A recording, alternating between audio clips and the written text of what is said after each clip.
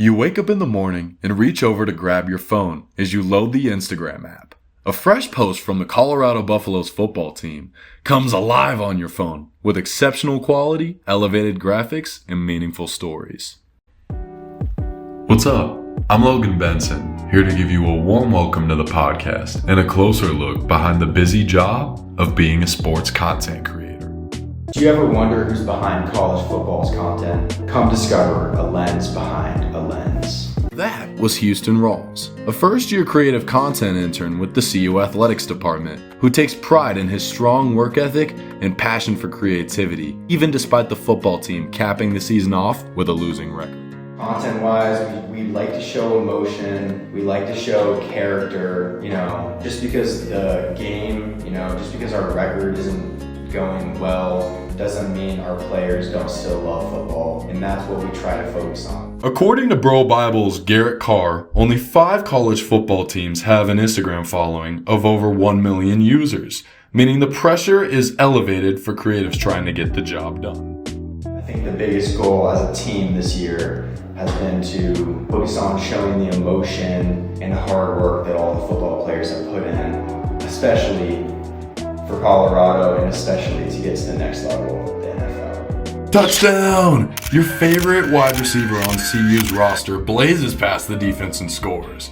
Here's an inside scoop about the tedious online posting process that you likely haven't thought about before. Let's say a huge touchdown happens, our card runners will snag the SD cards, run it back to our video editors and photo editors. I'm probably spending at least double the time sorting through footage, editing footage, telling the story that I want, and that is probably the part that a lot of people, including myself in the past, didn't think about. Second-year CU football-specific creative intern Bradley Pratt specializes in immersive storytelling and detail-oriented multimedia projects. It's one thing to make like a quick social media edit because those are always really fun to do and will perform well, but those longer form videos are what really tell stories of outside of sports, which is something I want to emphasize on as I go into my last year and a half here. CU football's decorated coaching staff features NFL Hall of Famers like Deion Sanders, Marshall Faulk, and Warren Sapp, which make Bradley and the creative team fired up to rock and roll.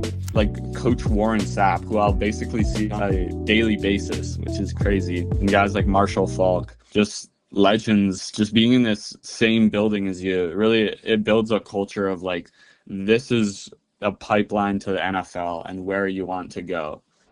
CU football coach's video specialist, Alex Burns, focuses on filming full game footage of the team's practices and games, providing the staff and players with film they can count on to get better. Working alongside Coach Sapp to help him launch his own YouTube channel, Alex elaborates on what it's like to team up with the best in the biz. Just being around them is very cool and a privilege to learn kind of from them, just from being around them. And, they take practice in the games very seriously, so you're kind of picking up on some of their more serious outlooks on life, and it's just pretty cool to see and digest all that. Adversity is no stranger to the CU creative team this year. With a lack of engagement this season due to a loss-heavy campaign, social media posts this season have seen more naysayers than ever before. We've already gotten a ton of we don't even want to see any content until you guys win a game and stuff like that. So it's a little challenging to kind of push boundaries at certain times when there's only so much content to be made from a loss. Our job day to day stays the same,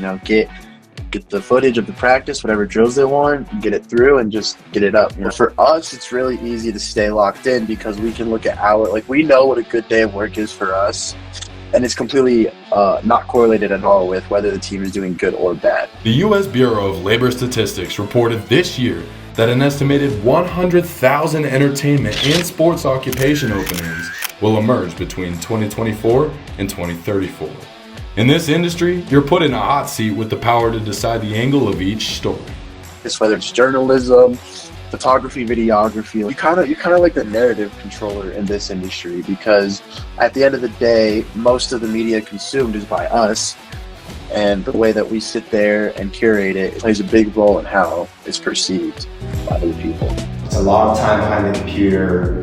It's a lot of time thinking, building out the story. If you want to tell a story, it's something you're going to have to write up before you shoot. In a recent study this year conducted by Exploding Topics, 46% of Americans say they watch more user-generated content on social media than they watch movies and television on streaming services. Can you believe that? This number will only continue to rise as we're entering a new age of digital media with passionate creators willing to work hard to tell powerful stories on social media that change lives.